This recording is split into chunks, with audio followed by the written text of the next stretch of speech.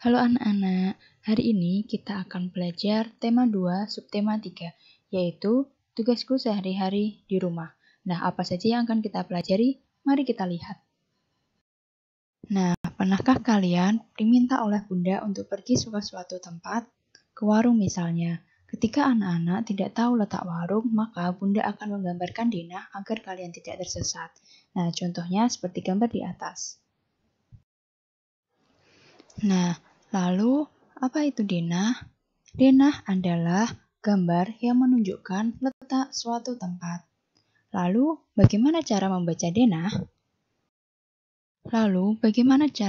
denah? Caranya yaitu arah kanan dan kiri pada denah berkebalikan dengan arah kanan dan kiri tangan kita. Namun, apabila anak-anak kesulitan, anak-anak bisa meletakkan denah ke depan dada kalian. Nah, kemudian arah kanan dan kiri akan sesuai dengan kanan dan kiri tangan kita, seperti pada gambar di atas. Nah, ketika anak-anak pergi ke warung, anak-anak akan diberi uang oleh bunda.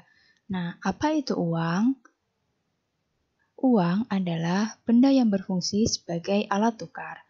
Uang sebagai alat pembayaran dapat ditukarkan dengan benda lain atau jasa sesuai dengan kebutuhan kita.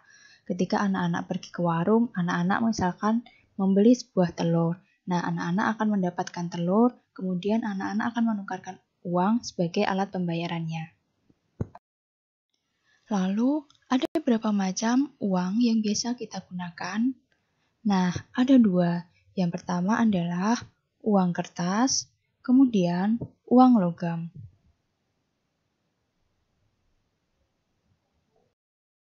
Nah, hari ini kita akan belajar tentang uang logam. Biasanya, nilai uang logam lebih kecil dibandingkan nilai uang kertas.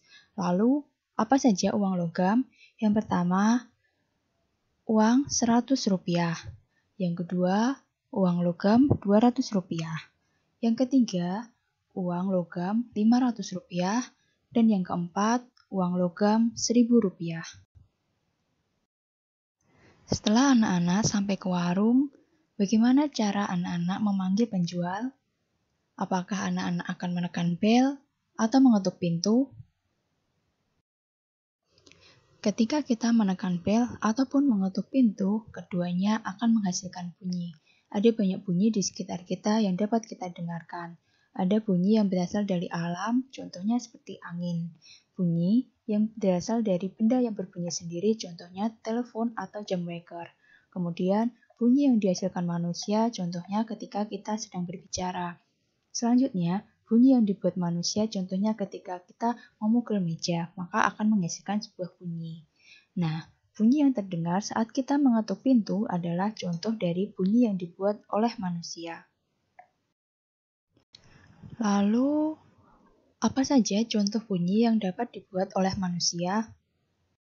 Nah, apa saja contohnya? Yang pertama, ketika kita sedang memukul meja akan menghasilkan bunyi duk-duk. Ketika kita sedang memukulkan kedua tongkat akan menghasilkan bunyi tek-tek. Selanjutnya, ketika kita sedang memukul lonceng akan berbunyi teng. Kemudian, ketika kita sedang memukul mangkok atau piring atau gelas akan menghasilkan bunyi ting. Selanjutnya, ketika kita sedang memukul kentongan, kita akan menghasilkan bunyi tong. Nah, hari ini anak-anak sudah belajar mengenai denah, kemudian anak-anak juga belajar mengenai mata uang dan macam-macam mata uang. Selanjutnya, anak-anak juga mengenal macam-macam bunyi yang dihasilkan oleh manusia. Nah, sudah paham anak-anak? Sampai jumpa di pertemuan selanjutnya.